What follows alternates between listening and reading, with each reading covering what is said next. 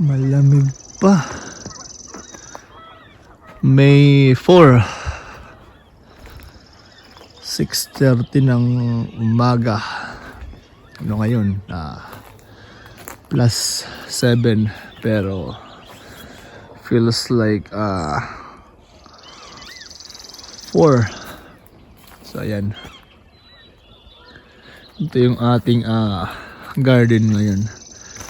Hindi tayo nakapag-update nung mga nakaraang araw dahil meron po tayong ginawa. Nag-start na po tayong maglinis, no? And dahan-dahan. Lamig pa sa umaga. Konti pa lang yung mga na itanim natin, no? Itong mga respid natin na may ganito, yan, naka-flatten na. Ready na po yan. So yung plastic mulch, yun pa rin yung ginamit natin nung 3 taon na. Ayan. Recycle lang natin. Ito, nag-start pa lang silang lumabas yung kanilang bulaklak. Nung mga nakaraang linggo, medyo maganda, pangit. Iba-iba yung panahon. Hindi mo maintindihan.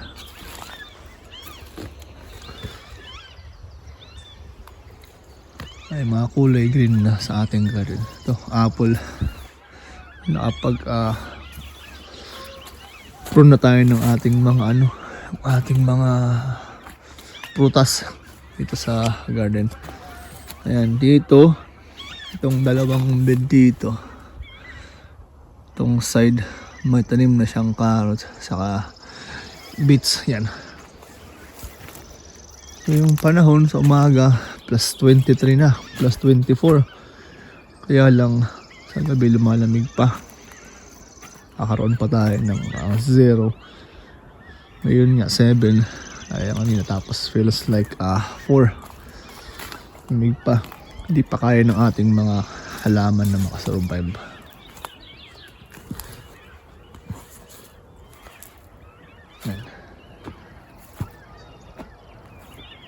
So medyo malinis na. Yung iba hindi ko pa tapos lagyan ng cow manure, yung ating pataba.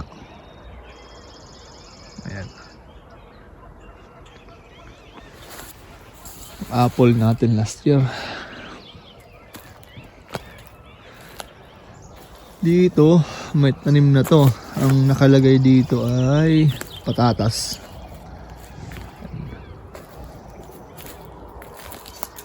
Wala pa. So magtatanim tayo siguro mga 3rd week or last week ng May. Ito yung ating ginagamit, no? Cattle manure. Yan. Ito ready na. Pwede ng tamnan. Yan. At labas na yung ating bawang. Ayan.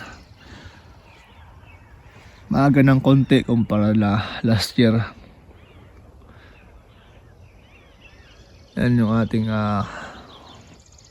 hardneck garlic. October ba ito na itanim? October siguro. Yeah. Yan. Maliban dito may mga spring garlic din tayo. Puntahan natin dun sa likod. Buhay na rin sila. Ito yung ating strawberry.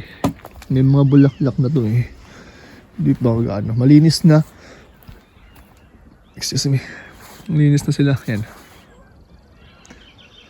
Nadamuhan na natin. Bago tayo pumunta dun, dito muna tayo sa harap. So yung harap hindi pa siya nagagalaw. Maliban na sa gilid yung may mga lilies. Yan.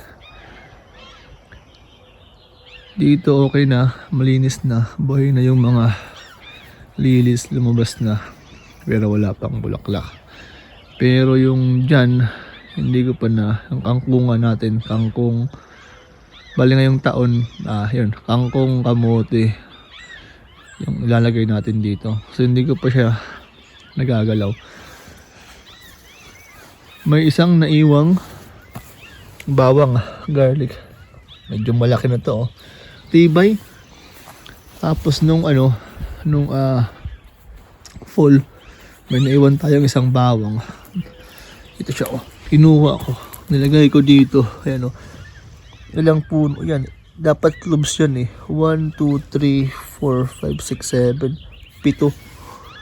Hindi ko siya pinaghiwa-hiwalay. Nilagay ko lang dito. Ayan. Nabuhay siya. Tibay. Ito mga ano to, eh. Bawang din to. Elephant garlic. Patay yun. Buhay na. Lumabas na sila. Ito yung harap. Siguro ko next week ko nang gawin to kasi unahin ko muna yung doon sa kabila. Yan. Yung mga gilid, matataas na yung damo. Yan. Dito, naglagay tayo ng mga bawang. Ito. Yung mga yan, yun yung bunga ng bunga sila nung bawang natin ng mga nakaraang taon. Bunga, bulaklak. Tapos nilagay ko dito, diretso siya. Tapos dito, sinya pa rin nilagay natin dito. Konting dig na lang yan. Tapos salambot naman yung lupa. So ayan, yung harap. Tapos ito naman tayo sa kabila. Lamig pa, sakit pa sa kamay. Yan. Ang ating tubig. Medyo tinaasan natin kasi yung nakarang taon mababa. Ang hirap mag-give. May mga sibuyas tayo dito pa isa-isa yung mga naiwan. Lumalabas sila. Yan, o. Yan. So yung kinuha kong lupa kahapon. Alanganin pa. Wood chips na nabubulok na. Ayoko mang ihalo dito. Dito kasi kulang na ng yung ibang bed natin, kung mapansin nyo, kunti na lang yung lupa. Kaya kailangan ng dagdagan. Pero mas maganda, pandagdag natin yung ganito. Para maganda. Minsan kasi, dyan nangagaling yung mga sakit ng ng halaman natin kasi yung compost na pinagawa na natin ng lupa doon. Hindi naman lahat nagtatapon ng organic doon. Kaya delikado minsan na makakaroon ng sakit yung ating mga halaman. Itong mga raised bed natin. Yan, may mga plastic sa gilid po niyan. Mayroon na yung ayan. Mayroon na tong tanim na damo yan. Ayan. Sibuyas. May mga sibuyas yan sa gilid. Hindi ko pa to inayos kasi lalagyan pa natin to ng tae pa, konti pa. So, sa mga side niyan, may mga sibuyas na to, eh. Ito. May mga buhay ng sibuyas ba. Yan. Yan. Nung 1 week na yan siya, last week, linggo tayo nagtanim niyan. Mga buhay na. So lahat ng mga side ng ating garden, nilalagyan natin ng sibuyas. Pangtaboy din sa mga insekto ba. Ayan, o. Ayan. O, mga sibuyas. Sakit sa kamay.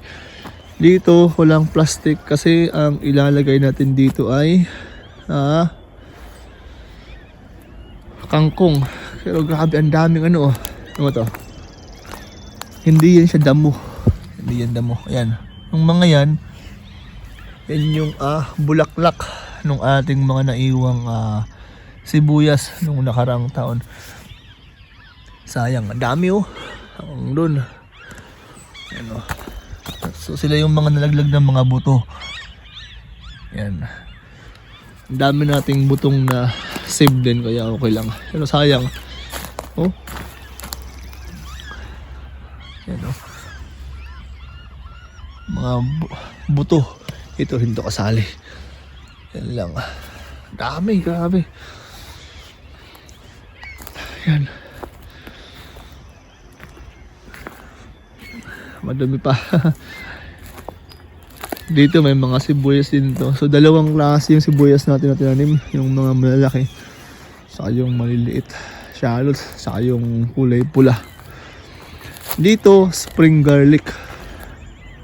Kalahati. Kalahati, spring garlic. Kalahati, sibuyas. Yan. Tanim natin to last week din. Siguro ko 7 days na siya. 8 days, mga ganun. Yan, sabay-sabay nang nabubuhay, no. Spring garlic. So, tingnan natin kung anong mangyayari dito. Kabilang side, yan, puro yan siya onion. Yung bulaklak. Binubod natin dyan. Dito wala pa. Dito pala.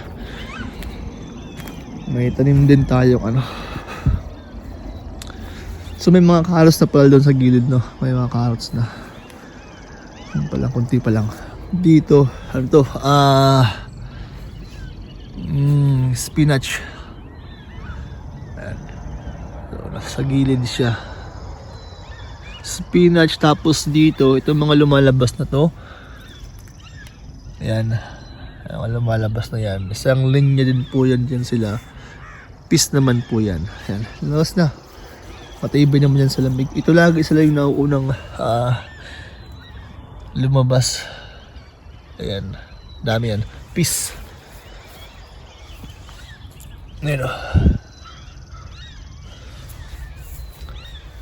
1 week. Ayan. Dito hindi pa natin nagagawa. Malamig pa kasi. Ayan. Nasa labas nga lahat yung mga gamit natin sa sa greenhouse. Kasi mamaya linisin natin yan. Ito na.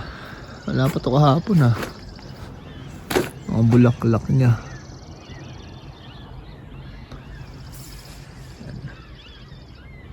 Lamig pa kasi. Yun. Ito yung likod na po dito. Mansanas, plum, mansanas, apricot. Yan, na-prune ko to kasi taas na. Ang bilis pa nilang lumaki. Yung tatlong malaking mahabang asang sa taas. Lagyan ko ng bibend. Lagyan ko ng tukod. Dito asparagus. Wala pa namang lumalabas.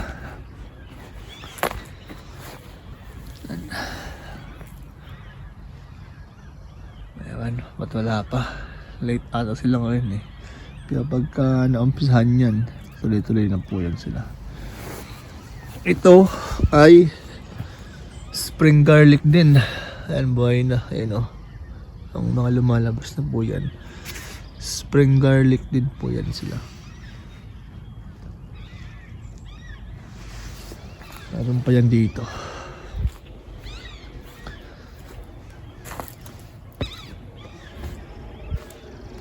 Marami pa tayong gagawin sa garden. Yan. Iba yung kulay niya kasi galing to sa store, no. Sinubukan natin kung ano mangyayari. Subok lang. May space naman tayo sa gilid. Ito. Gagawin ko ito ngayong araw para mababasan yung ating gagawin.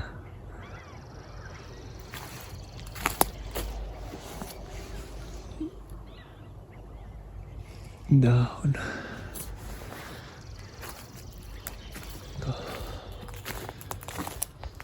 Tapos yan, ikot lang tayo sa likod. So oops.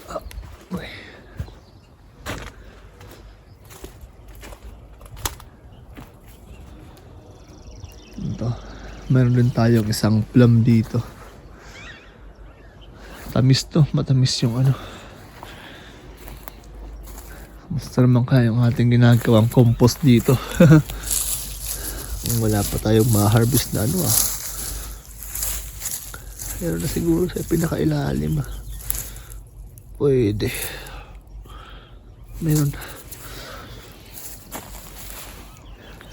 Basta yung mga sibuyas last year oh. Na iniiwan natin. Yan. Sibuyas. Big. So yan.